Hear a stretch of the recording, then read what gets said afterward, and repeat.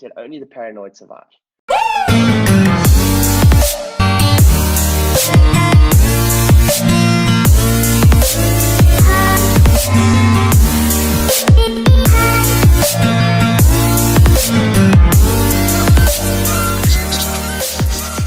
So in life, this is one of my greatest teachers told me this, right? So you've got a choice right now, is that we're all in challenges, and there's a concept of being at cause or being at effect, right? And what it means to be at cause and what it means to be effect is the following. Imagine now that you have by the way, forgive my drawing because it's going to look like a child drew these things, but that is believe it or not, that is a tennis racket. That is a tennis racket, right? And the tennis racket, if you have a tennis racket, you also have a tennis ball, right? So here's the way to look at this. When we have a stressor, we can either be at cause or we can be at effect. If you are at effect, you are essentially the tennis ball. You're the tennis ball, and the stressor becomes the tennis racket. And you are at effect of the tennis racket in that, so much as to say you are moving emotionally or with the times, you are simply being directed by the thing. So that's what it means to be at effect of the thing, of the stressor, of the challenge. And being at cause of the challenge or stressor is moving from being the tennis ball to moving the tennis racket. Now, this is not my work. This is work that I've got some of my greatest teachers and Robert Kiyosaki's teachers. So I work with a lady, her name is Jane, and I've doubled down on my coaching right now because I need to work on me more than I've ever needed to work on me, right, to hold the space. So right now, wherever we can, we want to try to be the tennis racket, to be at cause and not effect. But I heard a brilliant analogy the other day and said, like, whatever hand you've been dealt, whether you are in the game of tennis, every single shot gets celebrated. In the game of tennis, every single shot gets celebrated. So I just want to point out a few things for you right now. When you hit a terrible shot, you're not celebrating it, but your opponent is celebrating it. Someone celebrates every shot, a good shot or a bad shot, right? So right now, while our worlds have been changed around us, and there's certainly trauma, I want to ask yourself this question. I'm actually busy writing like an open letter at the moment, and it's interesting. Robert Kiyosaki has been telling us for 30 years not to be self-employed.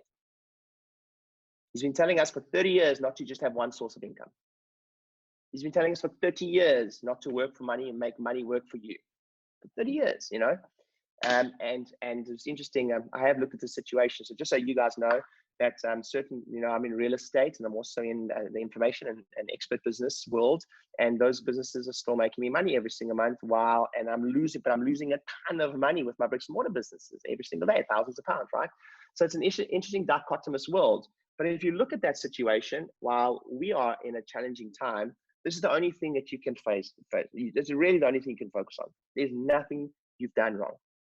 The only thing I can tell you this is in the game of life, business, whatever it is, the goal is to try believe it or not, that's a tennis umpire.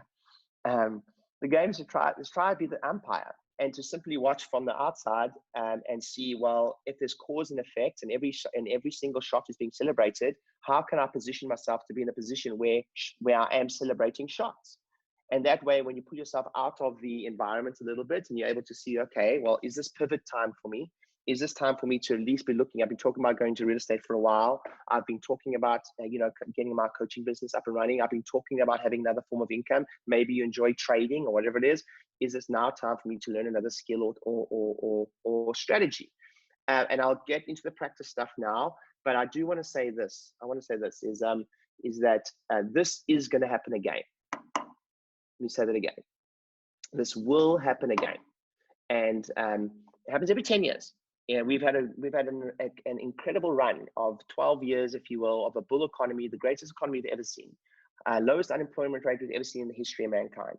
And the only thing about great economies is rising tides lifts all ships, right? It lifts all ships. But the challenge with that is if the tide is up, you can't see who's naked on the beach when the tide goes out. It's only when the tide goes out do you see who's financially naked or exposed. So my big lesson that you might get different from me than other people is, and I'll give you my story, guys. The reason that the founder of Intel said this, he said only the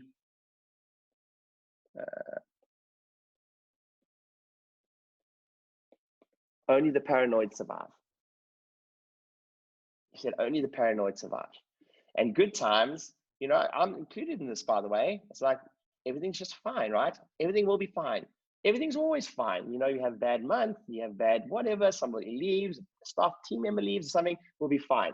And that's what a good economy does. And as you said, only the paranoid survive. Hey, thanks for watching the video, and hopefully you found it helpful. If you have found it helpful, you might want to grab one of my free books called New Patient Avalanche. It's exactly how we grew our 8 practices, $7 million worth of turnover, 10,000 new patients every single year. It's the exact marketing blueprint we use for that. It's completely free. All you do is pay for shipping. So click on the link or go to my website, dcpracticegrowth.com, and grab your free book. We'll send it to you and some other resources. It's free. All you do is pay for shipping. Go to the website. See you on the other side.